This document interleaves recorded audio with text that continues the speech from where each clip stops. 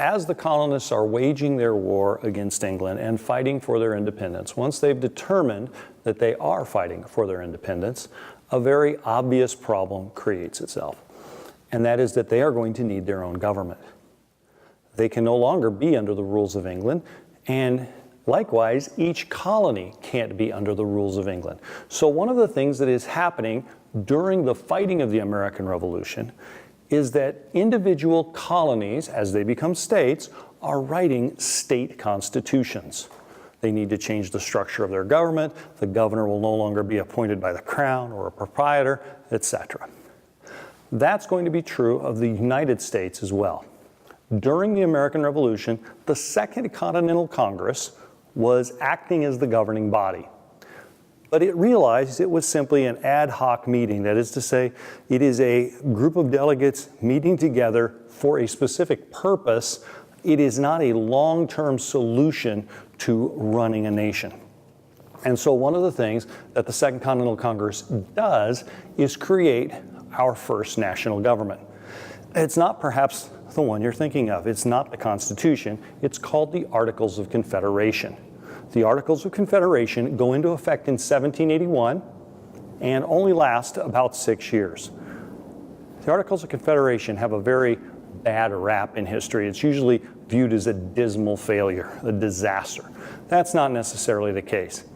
It did not wind up proving to be an effective government, but it did accomplish some things. It did get some things done, and the reason why it was ineffective actually makes sense if you think about it. The Second Continental Congress creates the Articles of Confederation, and this is really perhaps the best analogy to use today. It's more of like a United Nations. It was not a strong central government. This shouldn't be a surprise. The colonies were revolting from a strong central government. They were revolting from a government that they thought taxed them too much, from a government that they thought regulated their trade too much, from a king who was too powerful, too strong. They wanted to create a government that had none of those things. Unfortunately, they created a government that was so weak that it wasn't able to run the country well. Just a little side note, the national debt during just the 6 years of the Articles of Confederation will increase by about 250%. That's an indication of how weak and ineffective this government was. But it did do some things, so let's talk about some positives. One of the positives is that it does form a perpetual union. That's actually the words in the Articles itself. It does form a national government. That wasn't necessarily a given coming out of the American Revolution. The colonies were fighting together, but who's to say that the New England colonies wouldn't form their own government and the southern colonies with slavery form their own? One of the things the Articles of Confederation accomplishes is creating a national government. The second thing it does is that it concludes the war with England. It sends the delegates to Paris that negotiate the Treaty of Paris in 1783 that give this new United States some very generous lands in the West, as well as independence. The Declaration of Independence didn't make the United States the United States. That was simply a statement of what we wanted. It's the Treaty of Paris in 1783, when those British delegates signed that document granting the United States its independence, that the United States is truly born. And it's the Articles of Confederation that gets the government to send the delegates to do that. Two other accomplishments having to do with this new land I just mentioned. As a result of the Treaty of Paris, the United States gets land in the West. Now, West, I'm talking Ohio and Indiana, west of the Appalachian Mountains to the Mississippi River. This is land that was promised to some colonies, but not to others. And in fact, one of the things that ratification or approval of the Articles of Confederation hinged on was who got that land. Some colonies, like Virginia, had what were called sea-to-sea charters. Their colonial charter had guaranteed them all the land from the Atlantic Ocean to the Pacific Ocean. Other colonies, like Maryland, didn't have that. Their lands ended at a given point of longitude. Delegates from Maryland, for example, did not accept the Articles of Confederation, would not accept a union with colonies like Virginia until it was agreed that whatever lands were west of the Appalachians would be put into a sort of general pot for all of the country to use. That happens in 1781 when the Articles take over. And then in 1783, when the Treaty of Paris grants us that land, now we have to decide what to do with it. People had already begun to settle there. People had begun settling there in the 1750s, even before that. So what is the decision made? Well, the Articles of Confederation, its second accomplishment was called the Land Ordinance of 1785.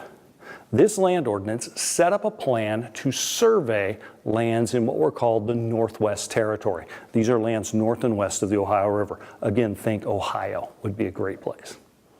Set up a plan to survey them. They're going to go out there and they're going to divide these lands into townships. These townships are 6 miles by 6 miles square. And then each of these townships will be divided into 36 sections, 1 square mile each, 640 acres. This land then will be sold at $1 an acre. Now that seems like a pretty good deal. It really is if you're somebody who has $640 and can farm 640 acres, which really isn't the average person.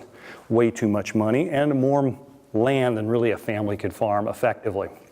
So who buys this? Well, you know, speculators, real estate tycoons of the 1780s. They buy the land and then they subdivide it.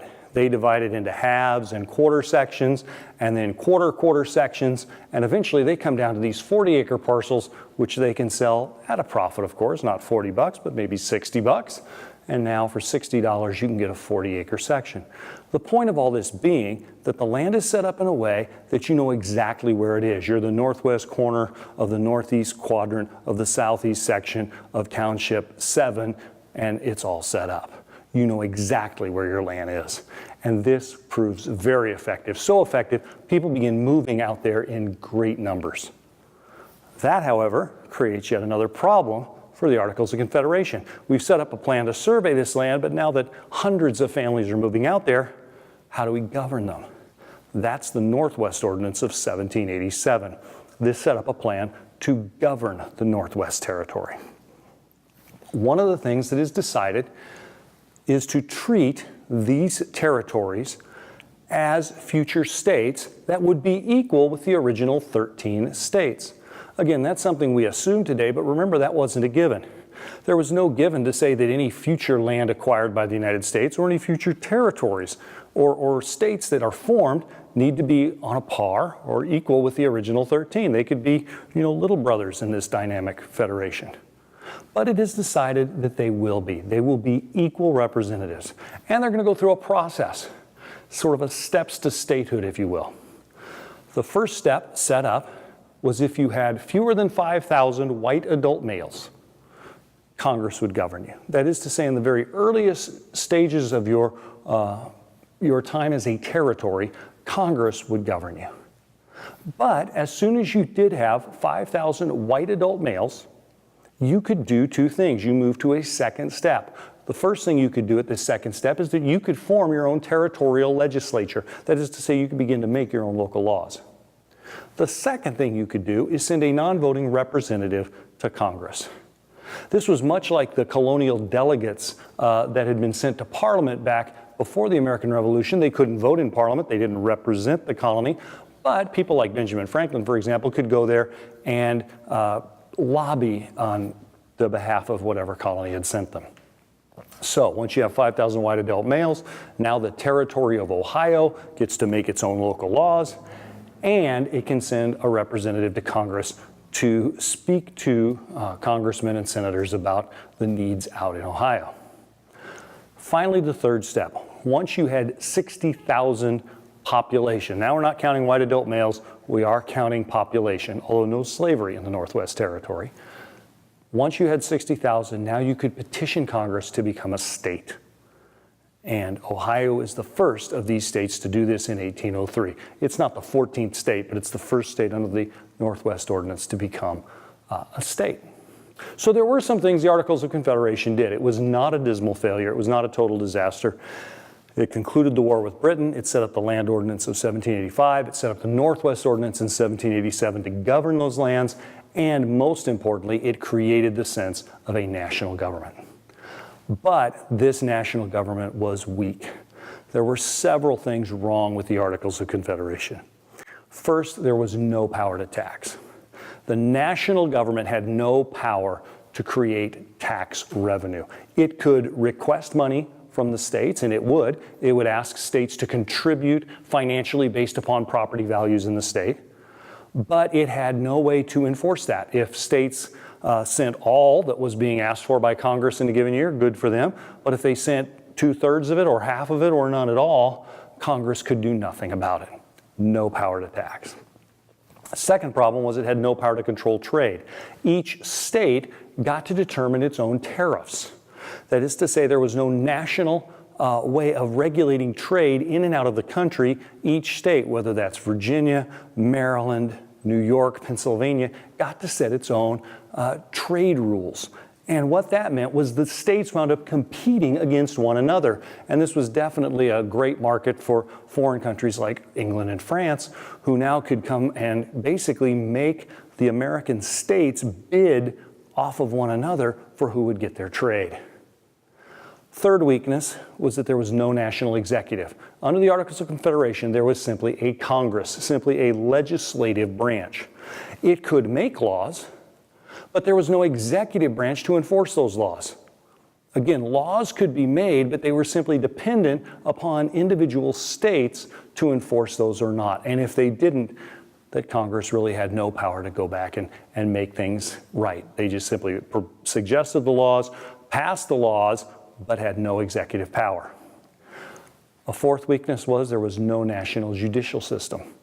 Again, under the Articles, there's only a Congress. There's no executive branch and there's no judicial branch.